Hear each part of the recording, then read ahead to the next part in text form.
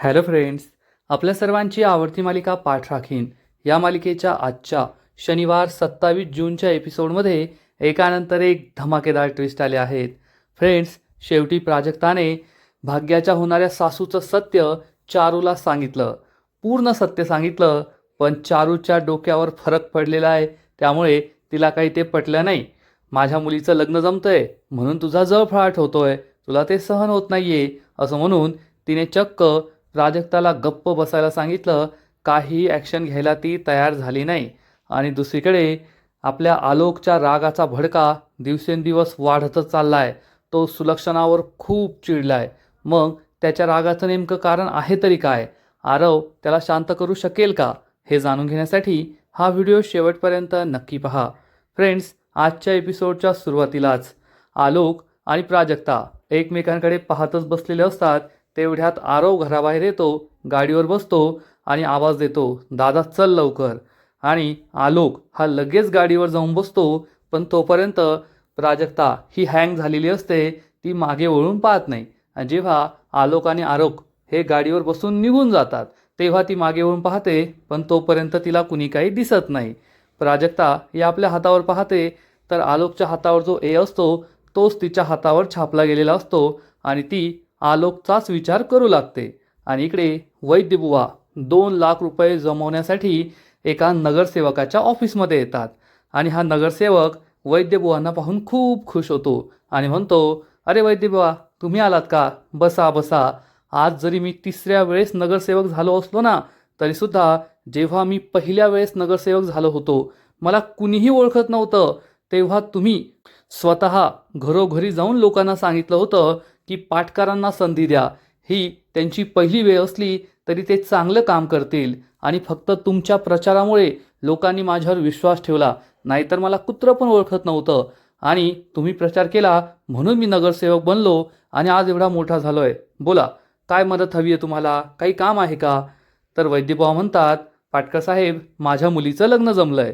आणि नगरसेवकांच्या स्टाईलमध्ये हा पाटकर म्हणतो, अरे वा, ताईंचं लग्न जमलं का? खूप छान छान.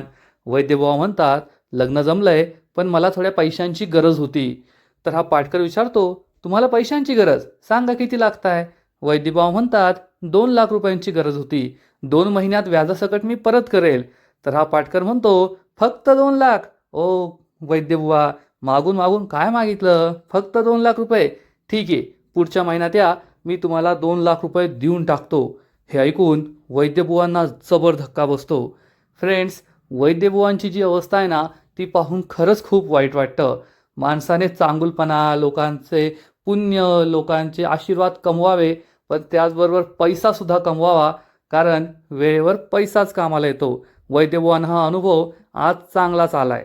आणि इकडे रोहनची आई सुवर्णा तनफन करत वैद्यबुवांच्या घरी पोहोचते. घरात पैशांचा पाऊस पाडता आणि आम्ही 2 लाख मागितले तर 2 लाख रुपये देत नाही. तेवढ्यात चारू तिला पाहते आणि विचारते, अरे सुवर्णताई, तुम्ही अचानक येथे? सुवर्णा उद्धटपणे विचारते, का मी येथे नाही यायचं का? चारू म्हणते, नाही तसं नाही सुवर्णताई, अचानक आलात ना म्हणून असं बोलले. तुम्ही आमच्या भाग्याच्या होणाऱ्या सासूबाई आहात, तुमचा पूर्ण हक्क आहे, तुम्ही कधीही घरी येऊ शकता. या ना आतमध्ये. तुमच्या सुनेची मेहंदी होतीये, तुम्ही सुद्धा मेहंदी हातावर काढून घ्या. तर ही सुवर्णा अतिशय माजुडेपणाने म्हणते, मी का तुमच्या घरी मेहंदी काढू? आमच्या घरी आम्ही महागडे मेहंदी आर्टिस्ट बोलवलेत, तुमच्या घरची मेहंदी आम्ही नाही काढून घेणार. चारूला वाईट वाटतं आणि सुवर्णा विचारते, वैद्यबुवा कुठे आहेत? केव्हाचे कॉल करताय, पण एक सुद्धा फोन उचलला नाही त्यांनी माझा. चारू म्हणते, येतील ना, ते येतच असतील. तर सुवर्णा सांगते, काय येत असतील? येथे मला त्या मंडपवाल्याचे, डेकोरेटरचे, हॉलवाल्याचे 1760 कॉल येऊन गेले. डोक्यावर बसून नाचतोय तो, पैसे द्या पैसे द्या. जर त्याला आज ॲडव्हान्स दिला नाही ना, तर परवा तो लग्नासाठी हॉल देणार नाही, एवढं लक्षात ठेवा. चारूला मोठा धक्काच बसतो. सुवर्णा म्हणते, तुमचा विचार तरी काय आहे? तुम्हाला तुमच्या मुलीचं लग्न पुढे ढकलायचं आहे का? चारू म्हणते, नाही हो सुवर्णताई, असा आमचा काही विचार नाही आहे. तर सुवर्णा म्हणते, जर तुम्हाला तुमच्या मुलीचं लग्न पुढे ढकलायचं असेल तर पहा बाई तुम्हीच, कारण मग माझा मुलगा रोहन बँगलोरला निघून जाईल आणि परत कधी येईल, आला तरी लग्नाला होकार देईल की नाही हे मी काही सांगू शकत नाही. मग तुमच्या मुलीचं ठरलेलं लग्न मोडल्यावर तुमची किती बदनामी होईल हे तुम्हीच पहा. मुलीची आई आहात तुम्ही, आता तुम्हीच विचार करा. चारूला खूप टेन्शन येतं आणि तेवढ्यात वैद्यबुवा घरी येतात. त्यामुळे चारूलाही बरं वाटतं, सुवर्णालाही बरं वाटतं. आणि इकडे प्राजक्ता ही सगळ्यांना म्हणते, सगळे डान्स करून थकले असतील ना, चला मी तुम्हाला चहा देते. आणि ती एक एक करून सगळ्यांना चहा देते. तेथे एक मैत्रीण बसलेली असते भाग्याची आणि ती म्हणते, प्राजक्ता, भाग्याचं तर अरेंज मॅरेज आहे, पण तुझं तर नक्कीच लव्ह मॅरेज होणार हे मला चांगलंच ठाऊक आहे. सगळे हसू लागतात, पण आजीचं हे ऐकून खूप जळफळाट होतो. आणि भाग्या ही प्राजक्ताच्या कानात म्हणते, आलोक सूर्यवंशीबद्दल हिला सुद्धा समजलं वाटतं. प्राजक्ता म्हणते, गप ग, काही पण काय बोलतेस. आजी चिडून म्हणते, ए प्राजक्ता, फालतूची बडबड नाही पाहिजे. जा, तुझी मामी ही सकाळपासून एकटीच राबतीये, तिला चहा देऊ नये. प्राजक्ता म्हणते, पण कोठे आहे मामी. तृप्ती सांगते, बाहेर गेली आहे. आणि मग प्राजक्ता ही बाहेर जायला निघते. आजी म्हणते, जा, येथे बसू नको, निघ इथून. अतिशय उद्धटपणे आणि प्राजक्ता बिचारी बाहेर जाते. भाग्याला काही फरक पडत नाही. स्वतःच्या आजीला ती सांगू शकत नाही की तिच्याशी असं बोलू नको, उद्धटपणे बोलू नको. ती तिचा एन्जॉय करत असते. वैद्यबुवा सुवर्णाजवळ येतात आणि सुवर्णा डायरेक्ट विचारते, पैसे आणले का. वैद्यबुवा म्हणतात, आणलेत ना. वैद्यबुवा तिच्या हातात पैशांचा बंडल ठेवतात आणि तेवढ्यात प्राजक्ता बाहेर येते. प्राजक्ता पाहते की मामाने या बाईला पैशांचा बंडल दिलाय. सुवर्णा विचारते, आहेत ना पूर्ण पैसे. वैद्यबुवा म्हणतात, हो, तुम्ही जेवढे मागितले होते तेवढे पैसे आहेत. सुवर्णा म्हणते, अरे वा वैद्यबुवा, तुम्ही तर एकदम कडाक करकरीत नोटा आणल्या आहेत. खूप छान, तुमच्याकडे खूप पैसा आहे बरं का. आणि ती या पैशांकडे पाहतच राहते. तिची ही नजर चारू आणि वैद्यबुवांना सुद्धा आवडत नाही. प्राजक्ता विचार करते, ही बाई कोण आहे आणि मामाने तिला एवढे पैसे का दिले. सुवर्णा पर्समध्ये हे पैसे ठेवते आणि म्हणते, येते मी आता. तर चारू तिला म्हणते, नाही नाही, असं कसं, तुम्ही घरपर्यंत आले आहात तर आतमध्ये चला ना, चहा पिऊन जा, तुमच्या होणाऱ्या सुनेला भेटून जा, तिची मेहंदी पाहून जा. सुवर्णा म्हणते, ठीक आहे, आता आले तर येते. सुवर्णा ही घराजवळ येते तर घरासमोर सुंदर डेकोरेशन केलेलं असतं. हे डेकोरेशन पाहून सुवर्णा म्हणते, अरे वा, तुम्ही तर खूप छान डेकोरेशन केलं आहे. वैद्यबुवा, तुमच्याकडे खूप पैसा आहे बरं का. आणि माझ्या रोहनला चांगलं भरभक्कम सासूरवाडी मिळाली आहे. असा विचार करून सुवर्णा खुश होते. वैद्यबुवांचं टेन्शन मात्र आणखीनच वाढतं. पण तेव्हा पहिल्यांदा प्राजक्ता सुवर्णाला समोरासमोर पाहते आणि तिला पाहताच प्राजक्ताला आठवतं, ही तीच बाई आहे जी मला बस स्टॉपवर भेटली होती ज्या दिवशी आपल्या भाग्याच्या पाहण्याचा कार्यक्रम होता. आणि ती फोनवर कोणाला तरी सांगत होती की मला चांगली मालदार पार्टी मिळाली आहे. आणि हे मुलीवाले असेच असतात, पैसे दाबून ठेवतात, पण त्यांच्याकडे खूप पैसा असतो. आता मी माझ्या मुलाचं लग्न त्यांच्याशी लावून देणार आणि कमीत कमी 10-12 लाख रुपये उकळणार, असं ही बाई बोलली होती. ही तीच बाई आहे हे प्राजक्ताला लगेच आठवतं. सुवर्णा खूप खुश असते की आपल्या मुलाला चांगलं मालदार सासर मिळालंय. आणि ती वैद्यबुवा आणि चारूबरोबर घरामध्ये येते. प्राजक्ता तिला जवळून पाहते, पण तिला अजून माहीत नसतं की ही भाग्याची होणारी सासू आहे. ही ती बाई आहे हे तिला कळलंय, पण भाग्याची सासू हे कळलेलं नाहीये. ती तिच्याकडे बारीक नजर ठेवते. आणि ही सुवर्णा घरात आल्यावर सगळे तिला नमस्कार करतात. आणि तेव्हा तृप्ती म्हणते, अय्या, भाग्याच्या होणाऱ्या सासूबाई आल्यात. तेव्हा प्राजक्ताला समजतं की ही भाग्याची होणारी सासू आहे आणि तिला जबर धक्का बसतो की आपल्या घरातच लूटमार करणारी टोळी आली आहे हे तिच्या लक्षात येतं. आणि सुवर्णा ही भाग्याच्या शेजारी बसते आणि म्हणते, अय्या, किती छान मेहंदी काढली आहे. भाग्या विचारते, तुम्ही अचानक कशा आल्या. आणि ही सुवर्णा तिला सगळं खरं सांगणार. इतक्यात वैद्यबुवा खोटं सांगतात, त्या तुला आशीर्वाद द्यायला आल्या आहेत. आणि सुवर्णा म्हणते, हो हो, आशीर्वाद द्यायला आली आहे. प्राजक्ता हे सगळं पाहत असते. तिला समजतं की आता आपल्या भाग्याच्या आयुष्याचं वाटोळं होणार आहे.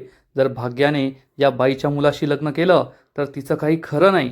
तेवढ्यात आजीची नजर प्राजक्तावर पडते. आजी तिच्याजवळ येते आणि विचारते, काय गे अवदसे, येथे काय थांबलीये. भाग्याच्या होणाऱ्या सासूबाई आहेत त्या, आणि त्यांनी जर तुला इथे पाहिलं ना तर प्रॉब्लेम होईल. चला आतमध्ये. असं म्हणून आजी प्राजक्ताचा हात पकडते आणि तिला सुवर्णाच्या नजरेपलीकडून आतमधील रूममध्ये घेऊन जाते. आणि इकडे भाग्याची सासू ही भाग्याचं कौतुक करत असते. रोहनचं नाव कुठे लिहिलंय. अय्या, येथे. स्वतःच्या मनावर सुद्धा नाव लिहि बरं त्याचं. माझा रोहन तुला खूप आनंदात ठेवेल. भाग्याला हे खरं वाटतं, पण वैद्यबुवांना मात्र खूप टेन्शन आलेलं असतं. वैद्यबुवा त्यांच्या रूममध्ये येतात. त्यांना खुर्चीवर बसायचं असतं, तेवढ्यात चारू त्यांच्या मागे मागे येते. अहो, त्यामुळे वैद्यबुवा पुन्हा उठून उभे राहतात. चारू विचारते, मला माहीत होतं तुम्ही पैशांची व्यवस्था नक्की कराल. आजपर्यंत तुम्ही इतक्या लोकांचं भलं केलंय आणि आपल्या वाडीत तुमचा किती मान सन्मान आहे. तुम्हाला मानणारी किती लोकं आहेत, त्यांनी तुम्हाला नक्कीच मदत केली असेल. वैद्यबुवा मात्र चारूला सत्य सांगतात. चारू, जोपर्यंत आपण कोणाकडे काही मागत नाही ना, तोपर्यंत आपल्याला असंच वाटतं की मी खूप पुण्य कमावलंय, सगळे लोक मला मानतात. पण जेव्हा आपण मान खाली घालून दुसऱ्याकडे पैसे मागतो ना, तेव्हा आपली स्वतःची खरी लायकी ना आपल्याला कळते. मी खूप लोकांकडे गेलो, लोकांसमोर हात पसरले, मदत मागितली, पण कुणीच मला मदत केली नाही. चारूला मोठा धक्काच बसतो. वैद्यबुवा सांगतात, शेवटी मी एका ज्वेलर्सकडे गेलो, सोनाराकडे गेलो, त्याला एक ब्लँक चेक दिला सही करून. तेव्हा त्याने मला 2 लाख रुपये दिले आणि हे 2 लाख रुपयेसुद्धा 2 दिवसात परत करायचे आहेत. चारूला मोठा धक्काच बसतो. आपल्या नवऱ्याचे किती वाईट हाल होत आहे याचं तिला काही देणं घेणं नसतं. ती विचारते, अहो, भाग्याचं लग्न तर ठीक पार पडेल ना? आणि वैद्यबुवा म्हणतात, अगं मी बाप आहे तिचा, गरज पडली ना तर स्वतःला विकेल, पण माझ्या मुलीचं लग्न करेल. तू टेन्शन घेऊ नको. आणि आता आपण दोघे आतमध्ये आलो, बरं दिसत नाही. तू जा सुवर्णाताईंकडे. चारू म्हणते, हो खरंय. चारू बाहेर निघून जाते. वैद्यबुवांना खूप अस्वस्थ वाटतं. झाल्या या सगळ्या प्रकारामुळे वैद्यबुवांचा BP वाढलेला असतो आणि तेवढ्यात प्राजक्ता आतमध्ये येते आणि म्हणते, मामा, मला तुला एक खूप महत्त्वाचं सांगायचं आहे. आता त्या आल्यात ना, भाग्याच्या सासूबाई, त्यांना मी पाहिलं होतं. पण मामाला दरदरून घाम फुटलेला असतो हे प्राजक्ताच्या लक्षात येतं. प्राजक्ता विचारते, काय झालंय मामा तुला? तुझा BP वाढलाय वाटतं. आणि प्राजक्ता मामाला BPची गोळी देते. मामा BPची गोळी खातो. प्राजक्ता त्याला पाणी प्यायला देते. मामा सांगतो, अगं काही नाही, या लग्नाच्या धामधुमीत आहे ना थोडा BP वाढलाय. तू सांग मला, काय म्हणत होतीस भाग्याच्या सासूबद्दल? तर प्राजक्ता म्हणते, नाही मामा, काय नाही. आज मी त्यांना पहिल्यांदा पाहिलं ना, तर विचारायला आले होते की याच भाग्याच्या सासूबाई आहेत का? तर वैद्यबुवा सांगतात, हो, त्याच भाग्याच्या सासूबाई आहेत.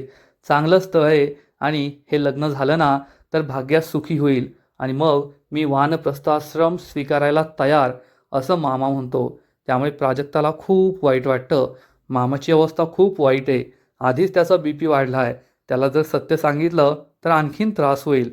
आता त्याला काही सांगायला नको, मी भाग्याला सगळं सांगते, असा विचार करून प्राजक्ता वैद्यबुवांना काहीच सांगत नाही आणि तेथून बाहेर पडते. पण आता हे खूप मोठं संकट सगळ्यांवर येणार आहे एवढं मात्र खरं. आणि इकडे बाहेर सुवर्णा ही सगळ्यांचा निरोप घेते, येते बरं असं म्हणून निघून जाते. प्राजक्ता तिच्याकडे पाहतच असते. मग आजी, चारू या किचनमध्ये निघून जातात. सगळ्या मैत्रिणी या भाग्याला घेरून उभ्या असतात. प्राजक्ताला भाग्याशी बोलायचं असतं. मग मैत्रिणीशी बोलून भाग्य आपल्या रूममध्ये निघून जाते आणि प्राजक्ता विचार करते, मला आता भाग्याला सगळं सांगावंच लागेल. म्हणजे आता आपल्या नजरेसमोरच आजी आणि चारू किचनमध्ये गेल्या आहेत. भाग्या ही बेडरूममध्ये गेली आहे आणि तिने दरवाजा लावून सुद्धा घेतलाय. प्राजक्ता लगेच दरवाजाजवळ येते आणि म्हणते, भाग्या, तुझ्या सासूबाई फसव्या आहेत. तुझ्या सासूबाईंनी फक्त पैशांसाठी हे लग्न केलंय. त्यामुळे तू हे लग्न करू नकोस, नाहीतर तुझं आयुष्य बर्बाद होईल.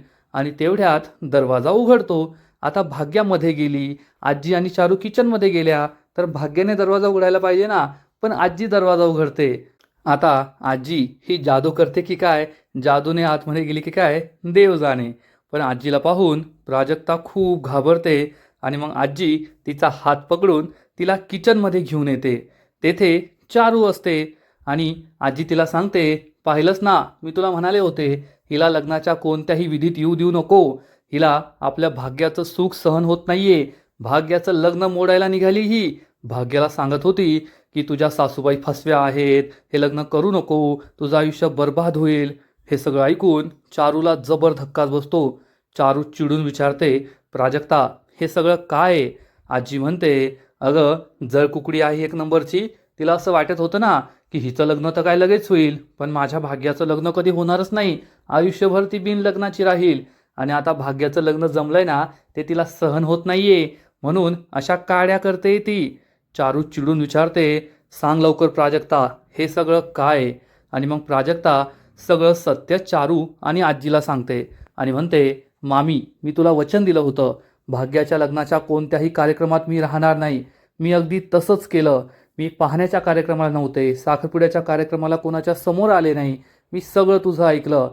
पण आता मी तुला जे काही सांगते ना, ते खरं खरं आहे. ज्या दिवशी आपल्या भाग्याला पाहायला मुलाकडील आले होते ना, त्या दिवशी मला ट्युशन्स नव्हत्या, बाहेर टाइमपास करायचा म्हणून मी एका बस स्टॉपवर बसले होते आणि तेव्हा भाग्याच्या सासूबाई तेथे आल्या होत्या आणि त्या फोनवर कोणाशी तरी बोलत होत्या.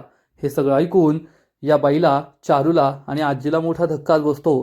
प्राजक्ता सांगते, तेव्हा त्या एका बाईशी बोलत होत्या आणि म्हणत होत्या की माझ्या मुलाचं लग्न एका मुलीशी जमतंय, पार्टी खूप मालदार आहे. हे मुलीवाले असेच असतात, वेळेवर पैसा दाखवत नाही पण त्यांच्याकडे खूप पैसा असतो.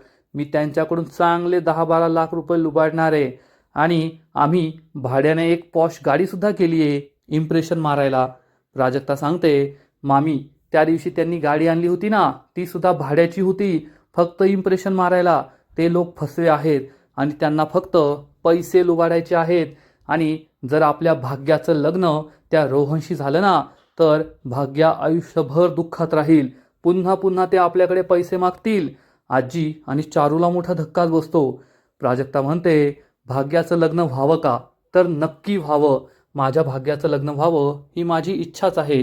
परंतु भाग्याचं लग्न त्या अशा वाईट घरात व्हायला नको. जर त्या घरामध्ये भाग्याचं लग्न झालं ना, तर आपल्या आयुष्याचं, आपल्या भाग्याच्या आयुष्याचं मोठं नुकसान होईल. आपण स्वतः तिला दुःखाच्या दरीत लोटल्यासारखं होईल. त्यामुळे मामी प्लीज हे लग्न होऊ देऊ नकोस. मामी आणि आजीला खूप राग येतो. आजी चिडून म्हणते, वा ग वा, काय गोष्ट बनवली आहेस तू? अगं तुला लाज नाही का वाटत? तू स्वतःला भाग्याची सख्खी बहीण म्हणवतेस ना, आणि आपल्या बहिणीचं भलं होतंय हे तुला सहन होत नाहीये. बिल्लाजी कुठली, लाज सुद्धा वाटत नाही. स्वतःच्या बहिणीचं लग्न मोडायला निघालीये. चारू, हिच्यावर विश्वास ठेवू नको. ही एक नंबरची खोटाडी आहे, फसवी आहे. तिला आपल्या भाग्याचं सुख पाहवलं जात नाहीये. तर प्राजक्ता म्हणते, नाही ग आजी, मामी मी जे काही बोलते ना ते खरं बोलतीये. पण चारूच्या डोक्यावर सुद्धा दगड पडलेत. आता आजीला एक वेळ माहीत नाहीये, पण चारूला तर माहिती आहे ना की साखरपुड्याच्या वेळेस सुद्धा सोन्याची अंगठी, सोन्याची चेन हे सगळं मागितलं गेलं.